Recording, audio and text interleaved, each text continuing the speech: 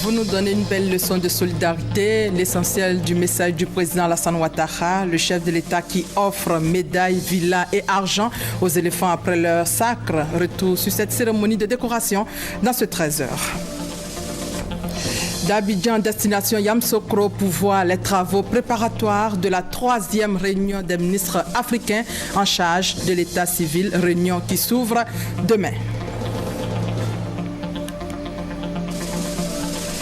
2 sites pour le collège municipal de Djebonois. Pourquoi cette situation difficile pour les élèves?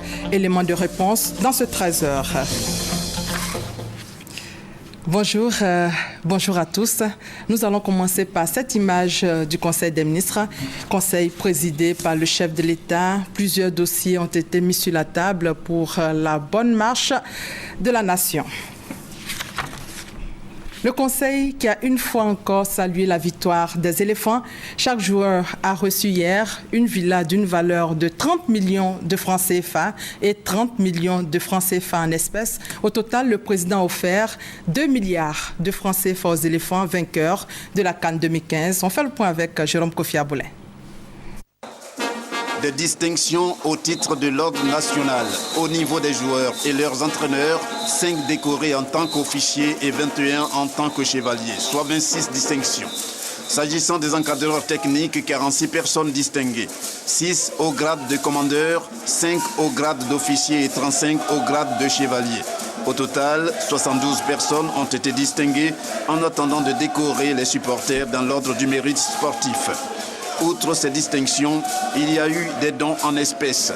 300 millions pour le staff technique et administratif, 250 millions au comité FIF, 35 millions au comité national de soutien aux éléphants CNC, 20 millions aux journalistes présents en Guinée équatoriale, 30 millions pour chaque joueur, plus une villa d'une valeur de 30 millions et 75 millions pour l'entraîneur, soit une somme totale de 2 milliards de francs CFA. Au nom de leurs camarades Kopa Barry et Yaya Touré, le capitaine, on dit merci aux Ivoiriens et aux autorités de la Côte d'Ivoire, notamment le président de l'Assemblée nationale, Guillaume Kigbafo-Ristoro, et le président de la République, Alassane Ouattara. Monsieur le Président, si vous le permettez, je ne vais pas être long, parce que certes, je suis le capitaine de cette équipe, mais je ne suis pas l'aîné. Et comme on le dit en Afrique, c'est l'aîné qui prend la parole devant les instances. Et avant de passer la parole à l'aîné, je voudrais tout simplement vous dire merci, un grand merci à vous, qui êtes le premier capitaine de cette sélection. Depuis dimanche, nous vivons, je pense que nous vivons un grand bonheur. Les éléphants ont remporté la CAN 2015. Cela est dû au travail d'une équipe. Je voudrais exprimer la reconnaissance des joueurs, de l'encadrement au président de la République qui a cru en cette équipe.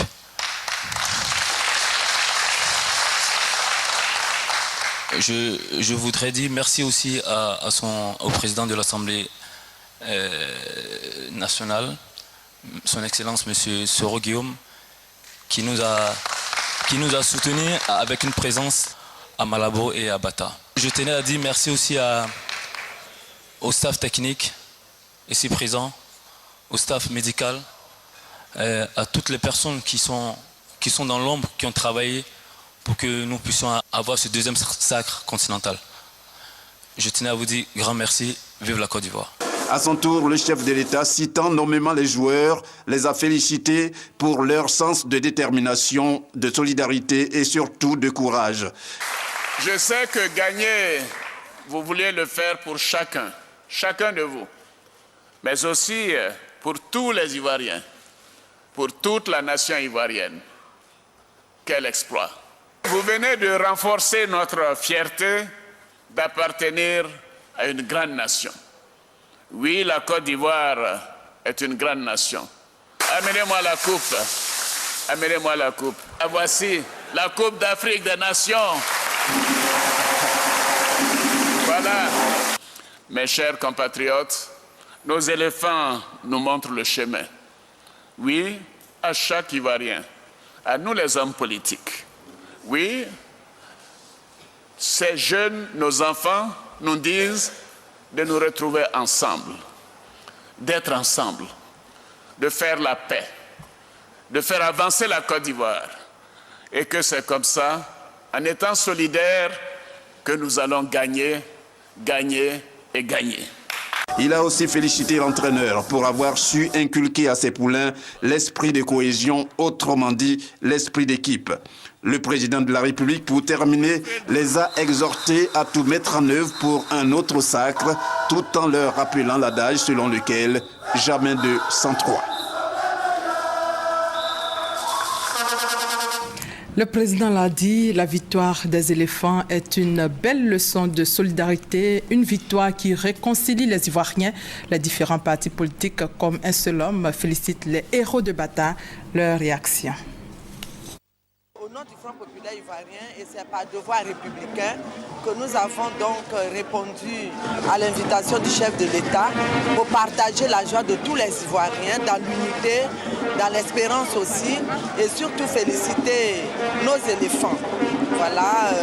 Donc, comme on l'a dit d'ailleurs ce matin, le président Pascal Affi-N'Guessan, pour nous, il est question d'encourager le gouvernement dans tous les actes qui rassemblent les Ivoiriens. Effectivement, c'est la première fois que les partis politiques, les partis d'opposition ont été donc associés, n'est-ce pas, à un événement aussi national, aussi important pour la Côte d'Ivoire.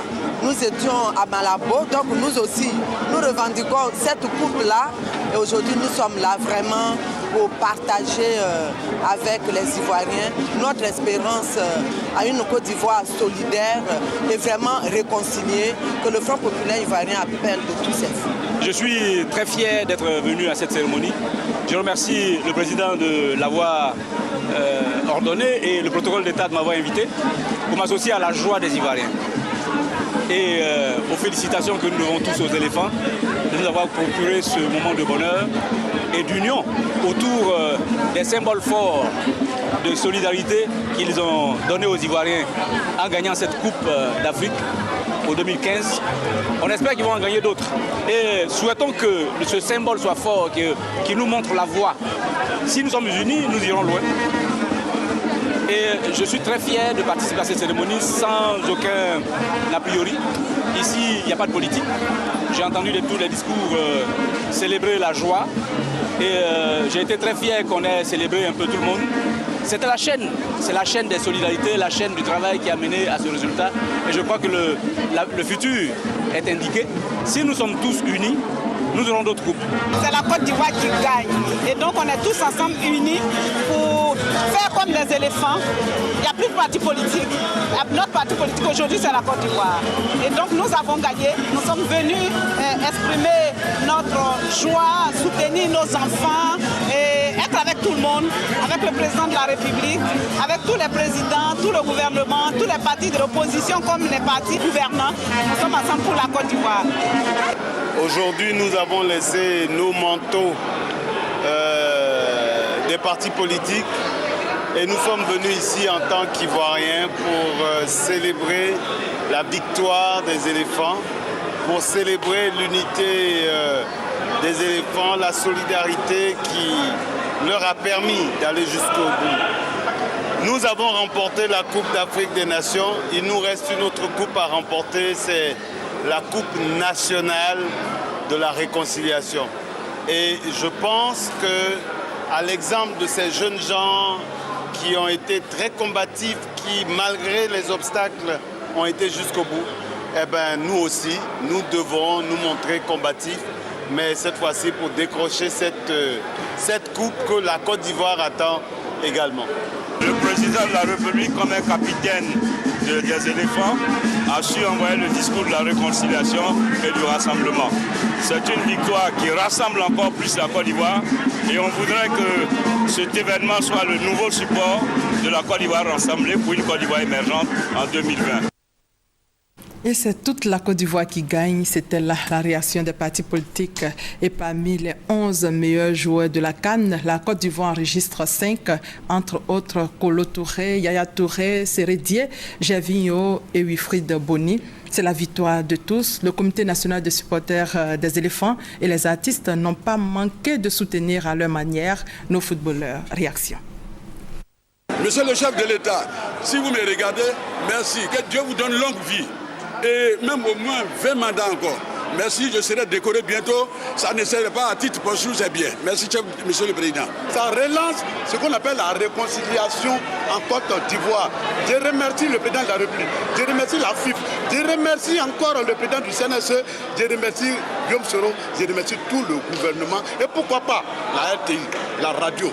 En tout cas, qui ont démontré par A plus B que 1 plus 1 égale à 1, c'est-à-dire l'unicité. Aujourd'hui, qui démontre que nous sommes vus à l'extérieur. Merci encore une fois de plus pour cette deuxième coupe africaine qu'on a obtenue. Aujourd'hui là, on a dit éléphant. Éléphant, vous voyez la taille, non? Quand l'éléphant arrive comme ça, les petits animaux, quittez! Les léopards, quittez! On a débrouillé, on a gagné. Vous avez vu, non? Quand on vous parle là,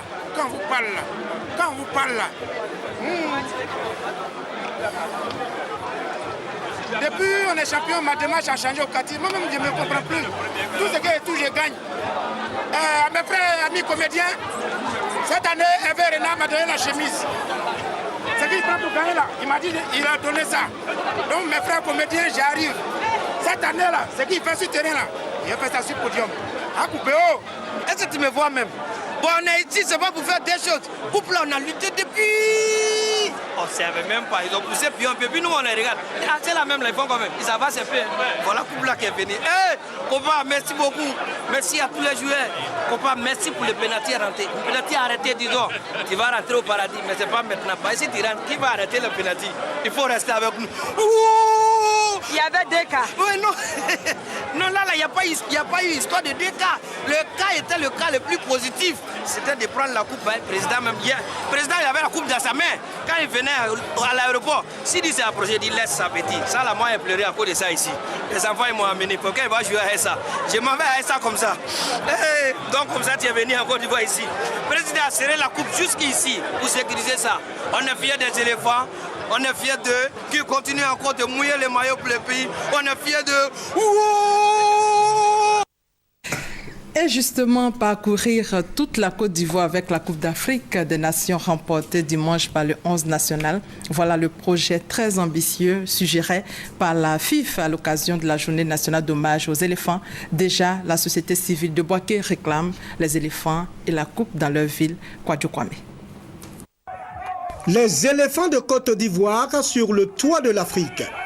Après cette mémorable victoire des éléphants de Côte d'Ivoire, des leaders de la société civile de la capitale du centre souhaitent voir le trophée à Bouaké, deuxième grande ville du pays.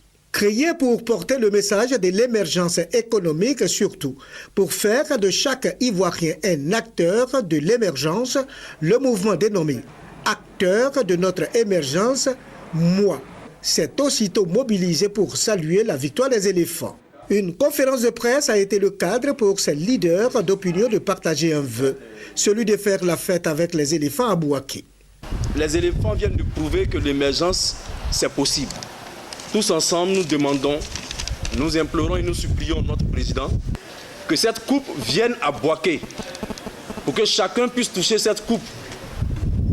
Chacun puisse voir la coupe et se dire l'émergence, c'est possible. Le sacre des pachydermes ivoiriens va permettre la promotion des valeurs nouvelles au sein de la société ivoirienne. Cette coupe est le ciment qui va donc consolider les liens de fraternité et de solidarité entre les Ivoiriens, a argumenté le conférencier.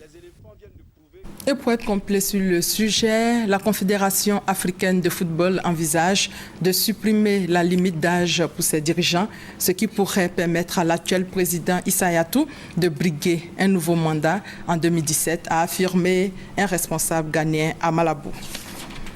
Et c'est juste après avoir félicité les éléphants que le chef de l'État a accordé une audience à Jean-Louis Borloo, l'ancien ministre d'État français, qui lui aussi a salué l'équipe nationale. Alvaro Assa était au palais présidentiel hier, son compte rendu. La France veut aider le continent africain à poursuivre efficacement son processus d'électrification les années à venir. La Côte d'Ivoire, avec un taux de couverture d'électricité estimé à 42% et l'accès à l'électricité estimé à 78% selon le ministère du pétrole, des mines et de l'énergie, donne l'exemple. D'où cette visite de l'ancien ministre français Jean-Louis Borloo, président du programme Énergie pour l'Afrique, venu prendre des conseils auprès du président de la République Alassane Ouattara. Il s'agit de mettre en place cet organisme, de travailler pour cet organisme, car l'énergie, vous le savez, est un élément décisif du développement, de l'éducation, de l'accès à l'eau, de l'accès aux soins, des activités en général et de l'accès à l'agroalimentaire. Pour la mise en œuvre de ce programme, des réunions techniques d'experts et des réunions de haut niveau entre les pays africains d'abord et entre l'Afrique et la France ensuite vont se tenir pour une meilleure planification de ce programme énergie pour l'Afrique. Après le palais, cap sur la primature où le Premier ministre a reçu une délégation du groupe américain Millennium Challenge Corporation. La délégation est là dans le cadre de la reprise de ses activités en Côte d'Ivoire, nous dit Sidonie Davila-Waka. Une délégation du groupe Millennium Challenge Corporation, MCC, est à Abidjan, comme l'avait annoncé l'ambassadeur des États-Unis en Côte d'Ivoire, Terence P. McCurley. Sa présence s'explique par l'atteinte de la Côte d'Ivoire à l'éligibilité du programme Threshold ou programme plancher du MCC depuis décembre dernier. L'éligibilité au programme MCC de la Côte d'Ivoire va lui permettre de bénéficier pour une période de 2 ans d'une subvention comprise entre 6 et 11 milliards de francs CFA de la part des États-Unis, ce qui permettra d'appuyer des projets d'infrastructure, de gouvernance, de développement humain et d'accès au marché. Je suis donc très content d'être ici à la tête de cette délégation pour commencer les discussions avec le gouvernement ivoirien et pour féliciter le gouvernement à l'occasion de son éligibilité pour un programme de threshold de la MCC. Le programme de threshold de MCC est un programme qui met l'accent sur l'importance de réformes au niveau de la politique économique en partenariat avec le gouvernement de la Côte d'Ivoire. Faisant le point du climat des affaires en Côte d'Ivoire en décembre 2014, le Premier ministre Daniel Kablan-Duncan précisait que l'éligibilité de la Côte d'Ivoire au programme Threshold du Millennium Challenge Corporation MCC est une étape importante pour l'atteinte de l'émergence en 2020. De la primature, rendons-nous à Yamoussoukro où s'ouvre demain la 3e réunion des ministres africains en charge de l'état civil. Mais avant, place aux travaux préparatoires de cette rencontre panafricaine avec Michel Digré, notre envoyé spécial à Yamoussoukro. L'état civil est une procédure écrite d'individualisation administrative. Il désigne également le service public chargé de dresser les actes de naissance, de mariage et de décès. Après avoir constaté le désintérêt de bon nombre de pays africains vis-à-vis de l'état civil et ses conséquences néfastes sur les projets de développement, les organisations internationales et régionales africaines ont décidé de rectifier le tir. La 3e conférence africaine sur l'état civil qui se tient à Yamoussoukro, après celle d'Addis Abeba et de Durban, s'inscrit dans ce cadre. Mesdames et messieurs les experts, vos travaux qui précèdent ceux des ministres ont vocation à mettre en perspective la relation étroite entre le système d'enregistrement des faits et des statistiques d'état civil et la bonne gouvernance afin de suggérer des orientations et la démarche stratégique qui s'y rattache. La conférence de Yamoussoukro engage donc la biennale de l'état civil africain au cœur du développement à un haut niveau. S'agissant de la lutte contre l'apatridie, le représentant de la présidente de la Commission de l'Union africaine affirme que la Côte d'Ivoire a indiqué la voie à suivre. Ce pays a conçu, élaboré et mis en œuvre toutes les politiques idoines pour venir à bout de l'apatridie qui menace d'implosion la plupart des pays africains. En la matière, la Côte d'Ivoire peut servir de modèle de bonnes pratiques ou de success stories à vulgariser en Afrique. La réunion des experts vise à préparer les projets de résolution à soumettre au Forum des ministres en charge de l'état civil en Afrique qui s'ouvre ce jeudi. Et toujours sur place à Yamoussoukro, une mission de la Banque mondiale et du projet de renaissance des infrastructures de Côte d'Ivoire. Cette mission procède à une évaluation à mi-parcours de plusieurs investissements réalisés. Reportage Kader Sogodogo. Le projet de renaissance des infrastructures de Côte d'Ivoire PRICI est en activité dans plusieurs régions du pays. À Yamoussoukro, le PRICI met l'accent sur le renforcement de la production d'eau potable et l'extension du réseau électrique. Ainsi, des travaux sont en cours. La réhabilitation complète des installations de production d'eau dans la zone, qui va passer de 17 000 m3 par jour à 39 000 m3 dans quelques mois. La construction d'un château de 2000 m3 d'eau, l'extension et le renforcement du réseau hydraulique et bien d'autres. Au niveau de l'électricité, des travaux de réhabilitation et d'extension ont été réalisés dans la ville. Une évaluation à mi-parcours de ces travaux a permis au premier responsable du PRICI de revenir sur l'importance de ce projet. Ce projet vise donc à doter les différentes villes, chefs-lieux de région, donc des infrastructures nécessaires pour leur décollage. Ici à Yamoussoukro, donc, ce qui est prévu, c'est donc de renforcer la production d'eau, mais également donc, de tendre le réseau dans la ville pour que toutes les populations qui sont installées autour du noyau de la ville de Yamoussoukro puissent avoir accès à l'eau potable. Pour une ville qui croît comme Yamoussoukro, une capitale où appelée donc à s'étendre, les défis sont encore nombreux et je pense que déjà ce qui est fait nous donne donc des leçons que nous pourrons utiliser pour la suite. Les travaux de Yamoussoukro coûtent environ 8 milliards de francs CFA. Un financement rendu possible grâce à l'État de Côte d'Ivoire et la Banque mondiale. Le partenaire financier ivoirien est satisfait de l'état d'avancement du projet. Nous avons fait des progrès extrêmement significatifs dans la mise en œuvre de ce projet. La revue à mi-parcours a deux objectifs. Le premier, c'est de s'assurer que les objectifs de développement qui avaient été envisagés sont atteignables. Le deuxième objectif, c'est de vérifier sur le terrain, en amont de l'achèvement du projet, que les impacts qui sont attendus de ce projet pour les populations bénéficiaires seront également atteints. Ce que nous avons vu aujourd'hui nous rassure. Les travaux dans les secteurs de l'eau et de l'électricité vont améliorer considérablement les conditions de vie des populations de Yamoussoukro. Après la capitale politique de notre pays, la mission d'évaluation à mi-parcours va mettre le cap sur la région de la Nawa, où d'autres projets sont en cours de réalisation. C'est une situation difficile pour les élèves du collège municipal de Diabonois. Cet établissement prévu pour accueillir 400 apprenants compte plus de 1000 élèves. Alors, pour régler le problème, les élèves sont dispersés sur 2 sites. Les conditions de travail sont vraiment difficiles. Reportage Soro Corona, commentaire Kwadjo Kwame. Construit en 2001 pour accueillir environ 400 apprenants, le collège municipal de Diabonois, département de Bouaké, est loin de satisfaire les élèves de cette localité. Seulement 8 salles de classe, dont 4 inachevées, pour les 1182 élèves enregistrés en cette année scolaire 2014-2015. Ces élèves ont été répartis en 19 salles pédagogiques pour 8 salles disponibles. Pour sauver l'année scolaire, 3 rentrées de classe ont été observées. Le temps pour les responsables du collège de solliciter les services d'un collège privé. Les 3e et les 4e sont donc restés sur le site du collège municipal de Diabonois. Ils ont effectué leur rentrée donc le 15 septembre. C'est le 13 octobre que les 5e ont pu faire leur rentrée. Le 20 octobre, une semaine après, les travaux étant achevés totalement, nous avons pu faire la rentrée des 6 classes de 6e. Une situation qui crée de nombreux désagréments dans la formation des élèves de cet établissement. Les désagréments sont énormes au niveau du personnel de l'administration, au niveau des enseignants, au niveau des élèves, parce que ce n'était pas du tout prévu. Les besoins de cet établissement sont énormes. 4 bâtiments de 4 salles chacun, connexion au réseau électrique national, construction de terrains de sport avec équipement, de laboratoires, de salles spécialisées et de clôtures. Le seul changement notable est la construction d'un point d'eau pour soulager les élèves.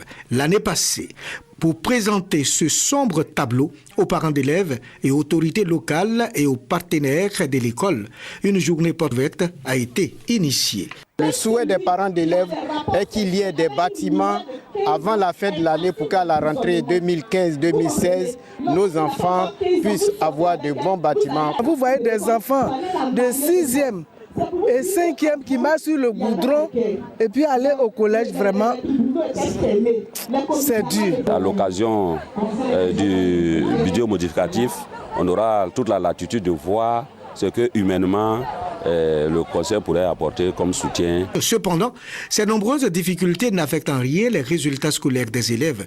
En attendant les promesses de construction des infrastructures, les élèves et le personnel du collège municipal continuent de souffrir. Si rien n'est fait pour trouver une solution définitive à cette situation, avec les nouveaux affectés de 6e, la rentrée scolaire 2015-2016 s'annonce difficile.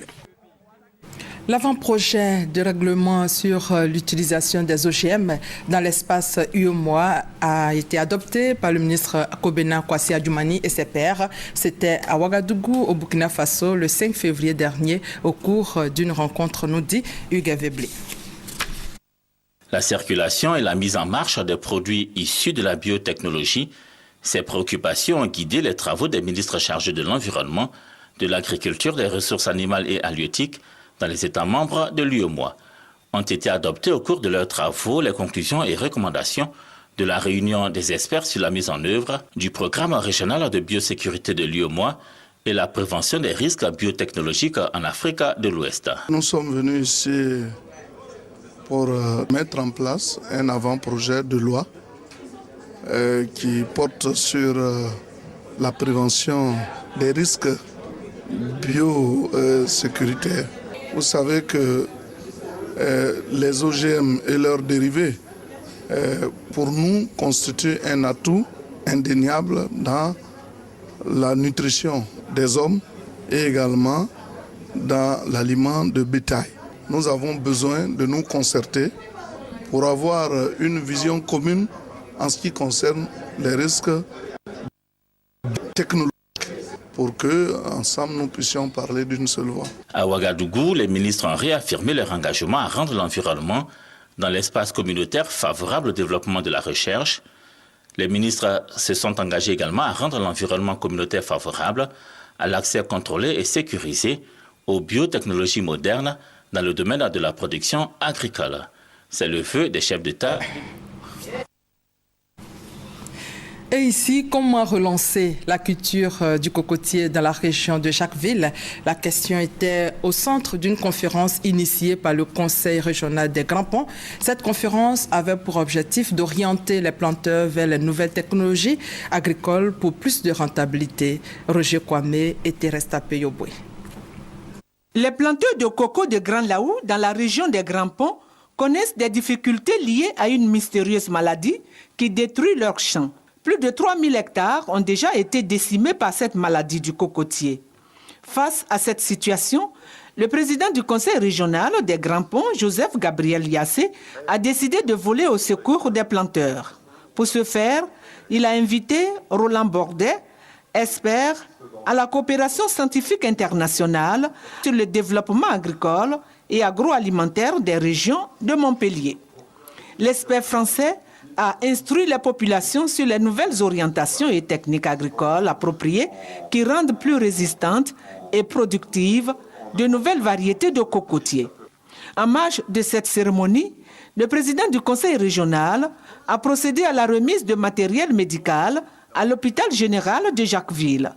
Montant du don, 16 500 000 francs. Le directeur de l'hôpital, Guillaume Akbessesso, a réceptionné les dons. Les travaux en finition de la nouvelle brigade de gendarmerie de Jacquesville, œuvre du conseil régional, ont été visités. Ces nouveaux bâtiments permettront aux gendarmes de travailler dans de meilleures conditions. Des femmes issues de différentes associations du Grand Marché de Koumassi ont protesté devant la mairie. Elles s'insurgent contre la réhabilitation du Grand Marché de Koumassi par étapes, méthode qui consiste à faire les travaux progressivement. Ces femmes souhaitent que les travaux se fassent une fois pour de bon. Le témoignage d'Éric Goré. La mairie de Koumassi assiégée par des commerçantes. Elle proteste contre la manière dont les autorités entendent opérer les travaux de la réhabilitation du Grand Marché. Une réhabilitation qui doit se faire par étapes. Nous tous nous sommes d'accord qu'on va faire ensemble. Nous tous on va sortir et puis ils vont arranger 3 mois et puis on va rentrer. Maintenant, deuxième tour, je ne sais pas quel groupe qu'ils ont quitté ailleurs pour venir encore pour dire qu'ils ne veulent pas entrepreneur, ils ont arrangé avec entrepreneur, qu'ils disent ne veulent pas ça. Mais ils veulent faire étape par étape. Entre les commerçants eux-mêmes, la question de la réhabilitation du marché divise. Certains sont favorables à la décision municipale. Nous avons demandé au maire que c'est lui le maire. Nous lui demandons pardon de nous aider en faisant l'étape par étape. Or, les services techniques de la mairie de Koumassi, qui ont compétence à conduire ces travaux, estiment que cela demande trop de contraintes techniques. La sécurité sur un chantier recommande qu'il y ait un certain nombre de dispositions qu'on prenne. Imaginez-vous, sur ce marché-là, être mis en réhabilitation et avoir des commerçants à vendre alors que des machines doivent casser. Vous êtes déjà parti sur ce marché, vous avez vu comment les hangars sont. Il serait bon sien que ce marché soit complètement fermé pour que les travaux se fassent. La mésentente autour de la réhabilitation du grand marché de Koumassi dure depuis plusieurs mois et les autorités municipales entendent prendre un arrêté pour le fermer en vue de sa réhabilitation. Et c'est la fin de ce 13h supervisé par Adama Kone, réalisé par Sophie Brou et Kane Bakari Korobogo, à la caméra Lydie Soro, au prompteur Awa Diomande. Merci de votre fidélité.